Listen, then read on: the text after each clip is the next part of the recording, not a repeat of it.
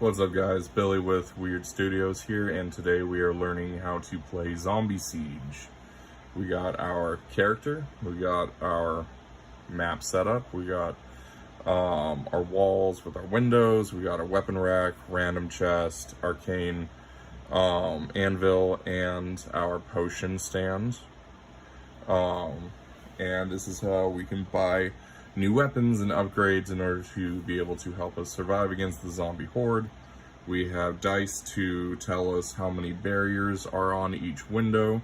So right now there's 3 boards on the 3 different barriers. And the zombies will have to break through those to get into the room to get you. And you can repair them as well. So we got our character, our map, we got our stat tracker here with health, stamina, mana. You start with 2. Each round, these stats regenerate 1. And that's really important. You start with no gold, you start with no weapons, even though my little character has a weapon. Right now he's just armed with his fists. It's technically dual wielding fists. So if for every attack action he makes, he gets to make 2 unarmed, fist attacks and deal 1 damage each. Zombies do not get to do that. Zombies make 1 attack per attack action, and that's a good segue into the action economy. Everybody, zombies, players, gets 2 actions that they can use to attack, interact, or move. Now the player characters always get to move 6 squares because they get to move about 30 feet. That's pretty standard for tabletop games. Whereas the zombies, their health and their speed increases according to what round it is. So right now we're starting on round 1. Each zombie is going to start by being able to move 1 space, and they start with 1 health. And zombies do not regenerate health. Only players regenerate health. So as the zombies go through the rounds, they get stronger and faster. Their movement caps at 6 spaces or 30 feet, just like the players, but their health will go infinite, potentially, as long as you want to play the game. So on round 10, each zombie is going to have 10 HP each. And so you are definitely going to want to acquire stronger weapons to be able to chew through that as quickly as you can, so you don't get overwhelmed. Now you can double up on things, so you can use 2 actions to move twice. If somebody's in range, you don't have to move. You can, instead of moving and attacking, you can attack twice. So that means if a zombie walks up to a player before they buy anything, a player can use 2 attack actions to attack twice with their fists, so they can get a total of 4 unarmed hits in. Which means you don't even really need to buy a weapon in order to kill zombies up to rounds like 3 or 4. You could potentially get away with that, but you also gotta figure, the zombies getting faster and overwhelming you. And in order to be able to fully use all 4 of those attacks, a zombie has to walk up to you and get in range, so that way you don't have to move to them, and that will often involve the zombie hitting you, which you really don't want to do because, again, you only have 2 HP. Now, player characters' HP does regenerate up to 2, so if a zombie hits me, it's not necessarily game over. They'll deal 1 damage. They only ever deal 1 damage. And, as long as another zombie doesn't walk up and hit me, I will go back up to 2, and I will live. And that happens every turn. Turns are meant to go pretty fast, and you'll see what I mean. This is supposed to be a very fast-paced game that is pretty much always engaging you in the action. So with that being said, we're going to go ahead and jump into it. So when we start off on round 1, each player gets 3 zombies per player that spawn in. So right now, it's just me for the tutorial, but if I was playing with a buddy,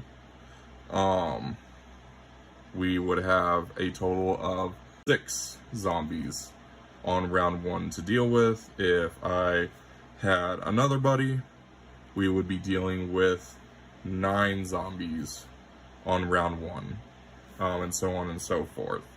You can add technically as many players as you want. It's solo all the way up to party play. However, depending upon the size of the map, you might find it very unreasonably difficult to accommodate too many players. I definitely would not recommend more than, say, 4 for a tutorial room like this, maybe even less. But I mean, you have full modular options to add as many rooms as you want. So if you want to play with a large amount of players, there's optional rules for how you can make that feasible. And you can scale the game up as much as you want, as long as you have enough zombie minifigures in order to, you know, accommodate that many players. Anyways, so for this game, it's just me. It's round 1. And the first thing that's going to happen is we are going to figure out which window is closest to me that does not currently have a zombie in it. That is how we determine the first window that a zombie will spawn at. Looks like it's a tie between these two, so I'll just choose this one right here. So the way this works is the first turn is going to go to the zombies, in which a zombie is going to spawn in. And spawning in costs an action point, so they are left with only 1 now. And they're going to use their second action point to break a barrier. Now it's going to be my turn. I can run over here, and I can punch the zombie through the window, dealing 2 damage actually, but that's a little overkill. So killing a zombie gets me 1 gold, because the zombie had 1 HP. I get gold equal to the amount of damage I do. Except for overkill. You do not get gold for any excessive damage you do. So even though I technically could have hit the zombie twice, because I have 2 fists to attack with per attack action, because the zombie only had 1 HP, I only dealt 1 damage to it, and therefore only netted 1 gold from it. So that was my 2 actions. I used 1 action to move, and then another action to strike. And now when it comes to zombie spawning, because now that my turn's over, the next zombie is going to spawn in. We're going to go clockwise. So here's the first window that spawned, and now the nearest window clockwise to this one is going to be all the way here on the other side of the room. So that is going to be the target, the spawn place for our next zombie, who is going to spawn in there. That's one of his actions, and then he's going to use his other action to break a window barrier. And now it's going to be my turn. I'm not going to be able to get over there and punch him the way I did this last one. So what I'm going to do is I'm going to use one of my actions to repair this barrier. And I think I'm actually going to play ahead a little bit. Instead of trying to deal with this barrier over here, I'm actually going to position myself at this barrier, because I know that's where the next zombie is going to spawn. So I'm going to move over here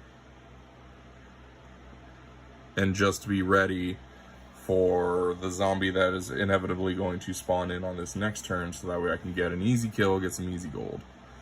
Before I forget, I repaired a window here. I actually do get a gold per barrier I repair there as well, so that's another gold piece. You want to try and get gold as quickly as you can to get better weapons and enchantments and stuff, which we will get into a little later. So I moved over here, not using my second action, going to the zombie's turn.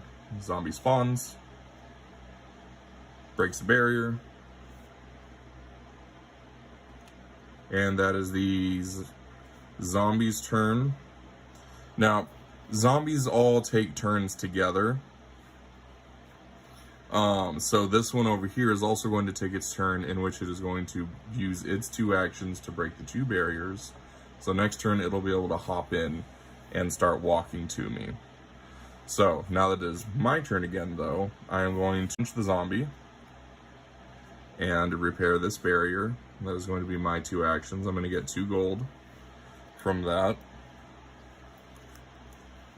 I'm going to take my 2 1 coins, swap it for a 3 and a 1. And soon I will be able to afford a basic weapon from a weapons rack. And that'll allow me to easily kill zombies for another round or 2. So that's my turn. This other zombie over here is the last one that I have to deal with this round, because remember, I'm only spawning 3 for myself at the beginning of round 1. So this one is now going to move in.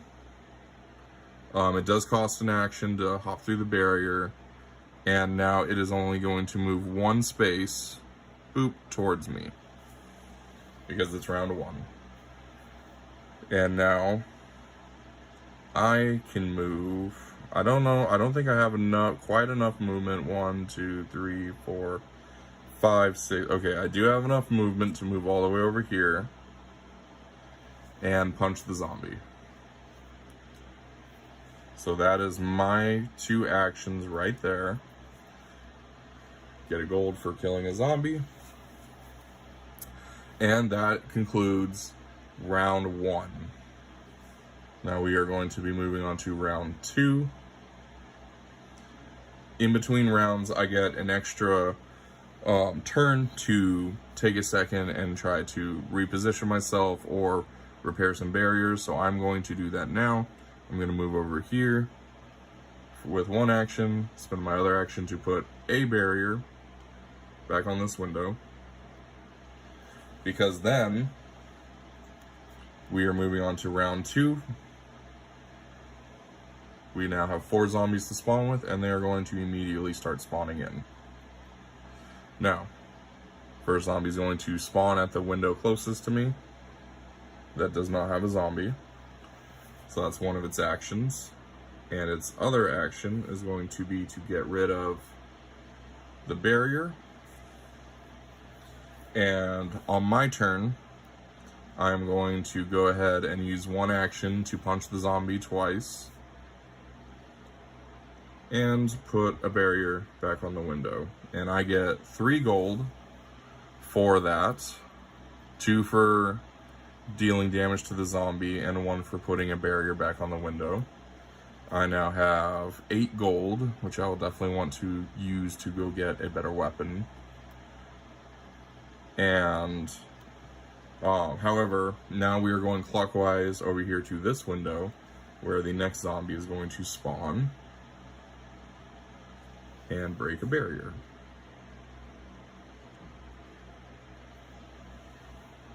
I have a second before this zombie gets in, so I think now would be a good time to come over to the weapons rack and buy the basic weapon that I can, or I can put more berries on here. I actually think I will use both my actions to repair this barrier back up to full. And I'll get another 2 gold for that. Let's see, I've got a 5 piece here. Just exchanging my bills.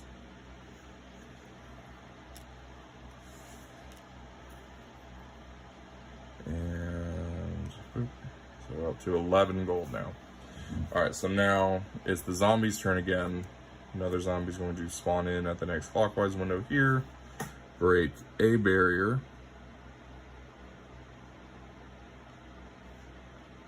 And this zombie that's already spawned in is going to use both its actions to break those barriers. Alright, now it's my turn. I need to be ready to fight a zombie. And I would also like to get a better weapon, so I'm going to try and move 1, 2, 3, 4, 5, 6. I'm going to move here, make it a little harder for the zombie to get to me. And I'm going to use an action to buy a weapon. Now, the weapons you'll buy from weapon racks tend to be pretty basic weapons. that are kind of meant to bridge the gap between the powerful stuff you can get from the random box and how strong the weapons can be when you put them through the magic anvil to upgrade their damage. So right now what we can buy from here is a short sword, which is a one-handed weapon that deals 3 damage. And it's going to cost 5 gold for that. And I actually have 11 gold right now. So I'm going to use an action to buy one. And I now have a short sword and an open fist that I can attack with each time I make an attack action. So now it's the zombies' turn. Zombies get 1 more zombie. So they get 4. It's going to spawn over here. Use 1 action to spawn in, another action to wreck a barrier. And then it's my turn. Or no, my bad. These zombies also get to do their thing. So I'm going to deal with this one first because it's quick. He just uses his 2 actions to get rid of the 2 barriers. This one, however, gets to spend an action to hop in and then spend another action to move over here towards me. But since he did not have enough action points to get to me and hit me, I don't have to worry. Now it's my turn again. I get to cut him with the short sword. Get myself another 2 gold. So that was 1 action. I'll actually use another action to purchase another short sword. So there is a distinction between one-handed weapons and two-handed weapons. You can hold two one-handed weapons. So a short sword is a one-handed weapon that deals 3 damage. You can have 2 of them equipped. It costs an action to buy each one. But now that I've bought 2 of them, I can do a total of 6 damage per attack action that I use. So that'll keep me good to go for a couple of rounds. Because, you know, as you can see, the zombies will start flooding in really quickly.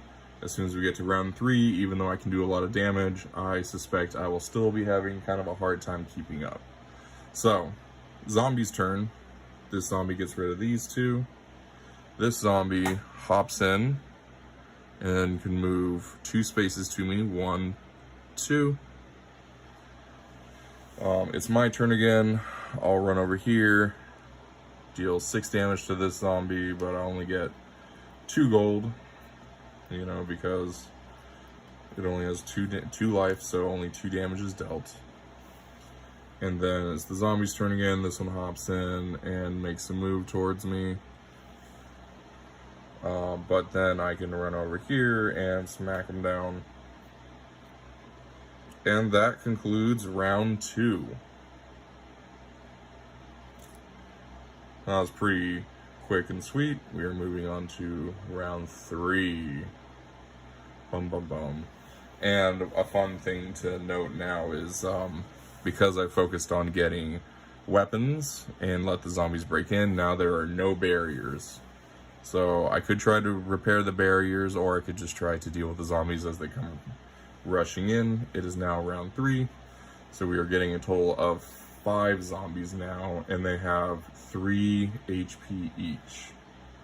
So we're gonna go with zombies starting to spawn in to the closest window that doesn't have a zombie. This one spawns in. Because there's no barriers, it's just gonna hop right in. And then it's gonna be my turn. I can run over here, deal 3 damage to it and kill it.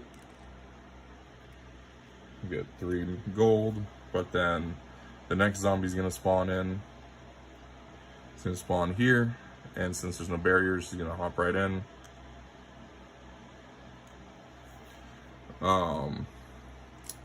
I can't move and hit him, so I am going to stay here and wait for the next zombie to spawn in at the next clockwise window.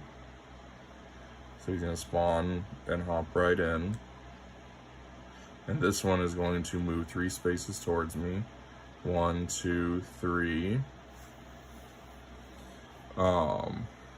And now it's my turn. I'm going to use one action to get to the zombie, another action to kill him.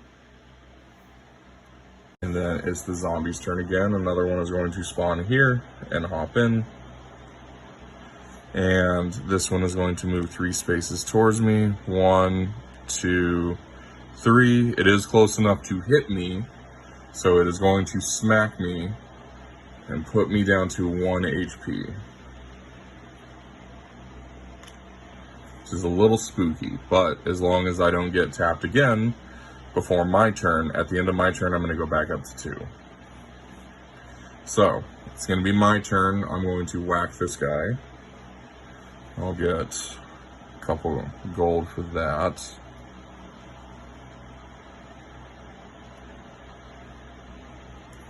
And I am going to make sure that I am out of range of this one so she doesn't come up and whack me. So 1, 2, 3, I need to move back a few spaces. But one might come in there, so I'm going to move this way. So that way that one can't run up to me and hit me, and the next zombie that's going to spawn in here won't be able to just spawn in and hit me after getting through the window. Now, I do go back up to 2 now because I survived my turn. But as you can see, you know, if I wasn't careful, this zombie would have been able to come over here and whack me before I regenerated my health, and I would have been dead. 1, 2, 3. There's 1 space between us. Now, one thing that I'm going to do in this turn that is going to explain a bit how the stamina works. Stamina is useful as a resource because you get to expend it to do things like maybe making an extra attack, or most crucially, dodging attacks. I didn't do that last time because I didn't need to, but if you try to run by a zombie, if you enter into any of the squares adjacent to them and then try to exit a square adjacent to them, they will make a attack of opportunity, which you might be familiar with if you play tabletop RPGs. Basically, you try to run by them, they'll take a swing at you. So I'm getting cornered here. There's going to be a zombie spawning here. I'm going to want to try and get out of this little box that I'm getting put in here. And so I will use a stamina point to get out of here without taking a point of damage, and I'll show you how that works. So zombie's turn again. Zombie spawns here, hops in. And then this zombie is going to move 1, 2, 3. He's going to whack me. I'm going to go down to 1. And then this zombie is going to move up and try to whack me, but I'm going to use a stamina point to dodge. So that way I don't take that hit. And then it's my turn. I can, I'll go ahead and kill 1 zombie. And then move 1, 2, 3, 4, 5, 6. So now I am a safe distance away from these 2. I almost died there, but I didn't because I was able to use a stamina point to dodge an attack. So because I survived that, I'm going to go back up to 2 HP and 2 stamina. So in a pinch, stamina can be used to do a few extra things, but it can act as a kind of temporary hit point. So that's one of its primary uses. So now there's only 2 zombies left. We've already spawned in all 5 zombies for the round. So now these 2 are just going to start making their way over to me. 1, 2, 3. 1, 2, 3. Now I gotta be a little careful here because if I'm not careful, I could try to hit one of these zombies and they could use both their attack actions and kill me if I'm not careful.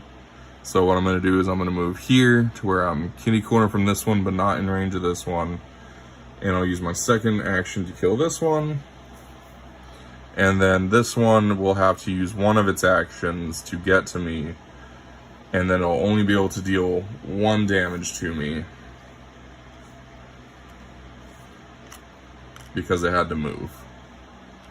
And then I'll be able to use 1 action to kill that one. And then I can use another action to repair the window here. And that is round 3.